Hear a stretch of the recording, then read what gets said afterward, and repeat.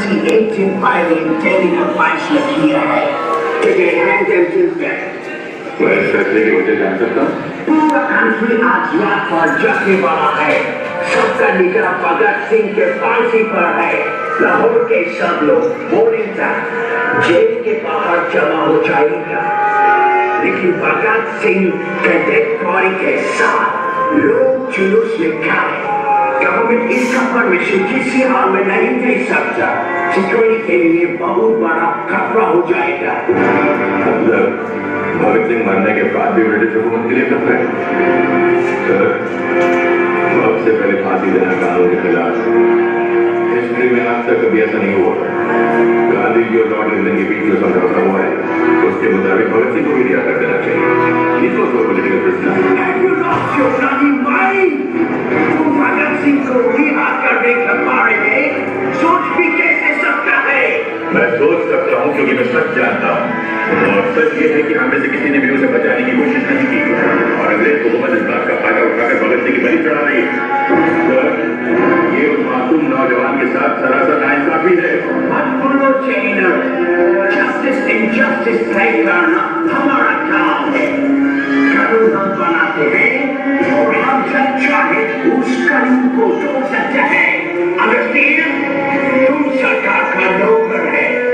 सरकार के ऑर्डर पर सवाल करने का हक तुमको नहीं है। ऑर्डर को फॉलो करना तुम्हारा काम है। Now just do that. You are right. मुझे तो सिर्फ ऑर्डर्स फॉलो करने चाहिए।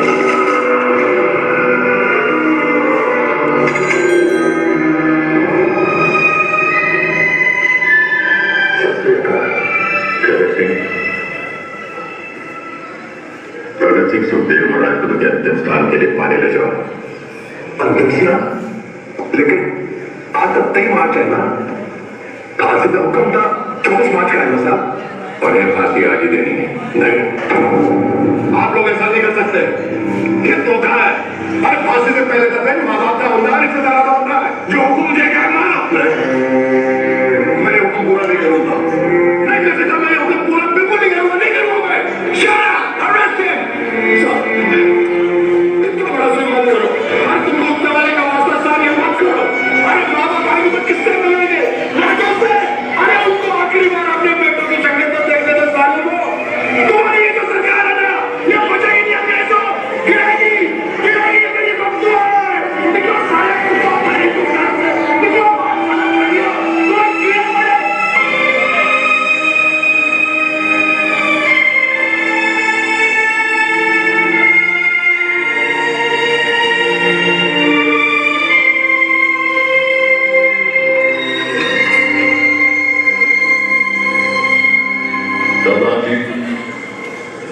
फांसी देने का हुक्म आ गया है। आप तैयार हो जाइए। 2 पन्ने रह गए थे, पढ़ लो। चलो कोई बात नहीं, फिर कभी पढ़ लेंगे।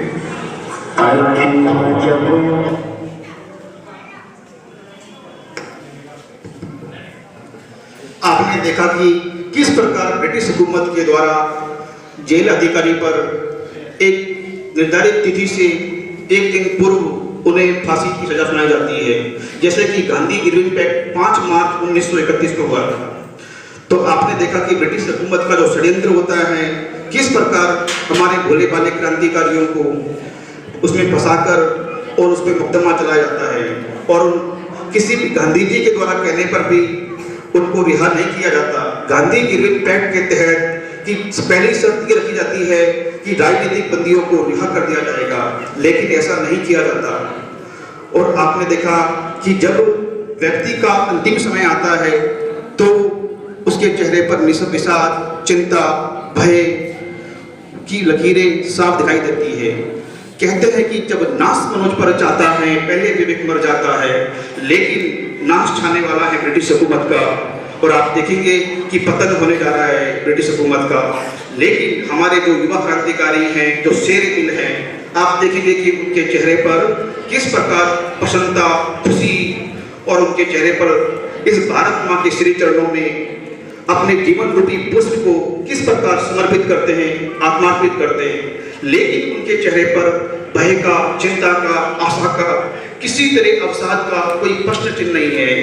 आप जब आपके सामने जिस क्रांतिकारी आएंगे, ये लाहौर सेंट्रल जेल है, उसका सीन आपके सामने फिल्माया जा रहा है।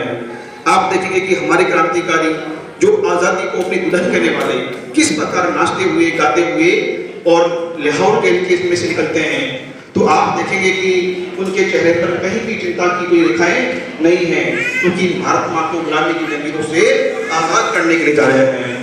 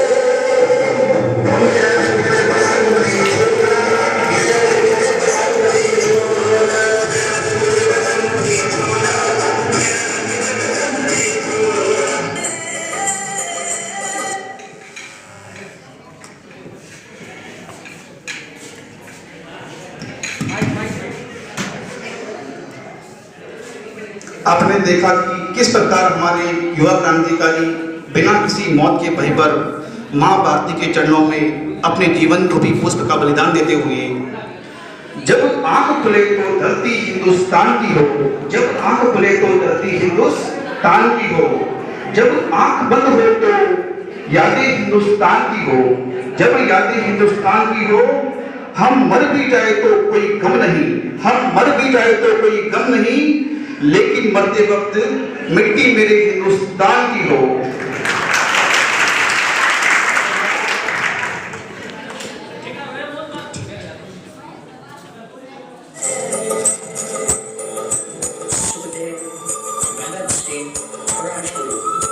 ये तुम्हारा आखिरी समय है, मरने से पहले तुम्हें कुछ कहना है?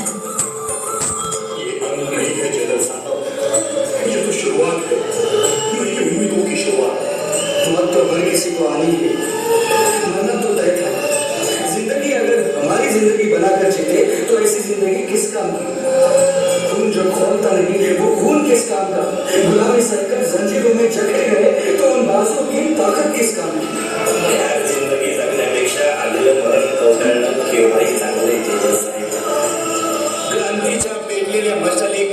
घेऊन फिरताना मरणाची चिंता कोण करतो? कासावर लटकलेल्या आमच्या शवातून असंख्य भगतसिंग, राजगुरू, सुखदेव पेटून उठतील आणि तुमचं राहतील मातीच्या रक्षणासाठी।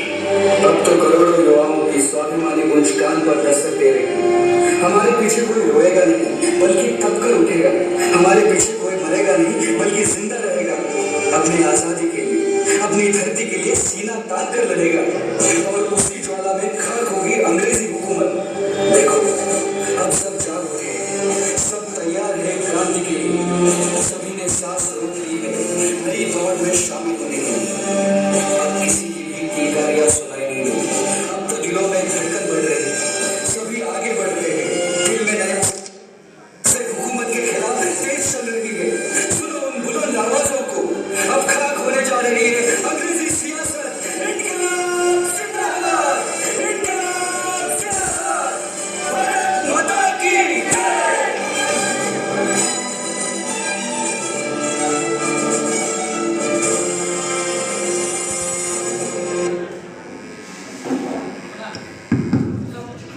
आप सबने देखा कि किस प्रकार हमारे युवा क्रांतिकारियों के देश में राष्ट्रीयता की भावना है, स्वतंत्रता की इस बलिवेदी पर अपने आप को कुर्बान करने का जो जोश है। बहुत ही कम लोग होते हैं जिनको इस तरह से मरने का मौका मिलता है। आज़ादी की कभी शाम नहीं होने देंगे, आज़ादी की कभी शाम नहीं होने देंगे। शहीदों की कुर्बानी कभी बदनाम नहीं होने देंगे, शहीदों की कुर्बानी कभी बदनाम नहीं होने देंगे। बची हो जो एक बूंद भी लहू की, बची हो जो एक बूंद भी लहू की, भारत माँ का आंचल नीलाम नहीं होने देंगे।